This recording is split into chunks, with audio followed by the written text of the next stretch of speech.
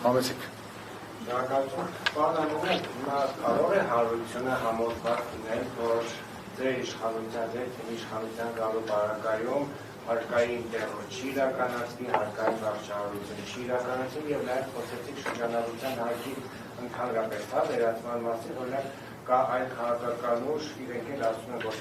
փոքր-միջի բիզնեսը պետք է ազատվի հարկերից, ընդհանրապես այդ դեպքում բյուջեի եկամուտները ինչպես են պատկերացնում ապահովել, ինչ միջոցներով պետք է գոյանա, որպեսզի օրինակ թոշակներ եւ այլ գործողություններ իրականացվեն։ Շատ լավ։ Տեսեք, հարկային նոր համակարգի հետ կապված փոփոխությունները բազմավեկտոր են ու բազմաբնույթ։ Երբ որ մենք արդյունաբերական գոտիներից խոսեցինք, մենք ասեցինք, որ այդտեղ լինելու է գրեթե զրոյական հարկային համակարգ, բայց այնուամենայնիվ լինելու է քառակուսի մետրով վճարվելիք տուրք, որ իր մեջ ներառում է նաև այլ ծառայությունների պատմություն պետության կողմից, որտեղ պետությունը կամ պետության կողմից հավատարմագրված կառույցը, շահագործողը արդյունաբերական գոտու, ինքը արդյունաբերական գոտում հասանելիությունը ապահովելու գրեթե բոլոր էներգակիրների, այդ թվում այլընտրանքային էներգակիրներ, դա կանաչ էներգիա կլինի, նույնիսկ մոդուլային ատոմականների պարագայում, այսինքն ավտոնոմ ամեն մի արդյունաբերական գոտի ունենալու իր ավտոնոմ էներգետիկ համակարգերը։ Բացի դրանից նաև հասանելիություն լոգիստիկ։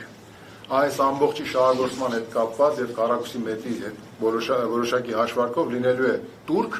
որը գնալու է պետական գանձարան։ Հիմա մենք ակնկալում ենք, որ այսօրվա հարկային եկամուտները, որոնք պետական բյուջեի եկամուտների շուրջ 95%-ն են, մենք կարողանալու ենք ապահովել հավելյալ հարկային եկամուտներ, որը որ մեզ թույլ է տալու աստիճանաբար հրաժարվել ավելացված արժեքի հարկից։ Ավելացված արժեքի հարկը ինքը բնորոշ է սպառման մոդելով տնտեսությանը։ Մենք այո սպառման վրա ենք դրել շեշտը հարկադրանքը կատարելիս, հետևաբար մենք պետք է ուղղակի արձանագրենք ավելացված արժեքի հարկը աստիճանաբար եւ ձեր ասած համամասնությունը պահելու պարագայում, որպեսզի մենք չունենանք եկամուտների կորուստ։ Շրջանառության հարկի պարագայում մենք ունենալու ենք որոշակի եկամուտների կորուստ, բայց դա եթե զուտ թվերն ենք համադրում իրար հետ։ Մենք երբ որ վերականգնում ենք ստատուս քվոն, գալիս ենք 24 թվականի դեկտեմբեր 31-ի դրությամբ գործող իրավակարգավորումներին, մենք նաև դրանով խթան ենք տալիս, որպեսզի զարգանա ՓՄԶ-ն եւ մենք գնալու ենք հարկման օբյեկտները շատացնելու ճանապարհով, ոչ թե հարկման դրույքները շատացնելու ճանապարհով։ Ունենալու ենք դժվարություն, որոշակի այո, բայց այդտեղ նաև ունենալու ենք հարկաբյուջետային կոնսոլիդացիայի գործիքների կիրառման հստակ անելիքներ, որի արդյունքում մենք կարողանալու ենք փոխհատուցենք նաև որոշակի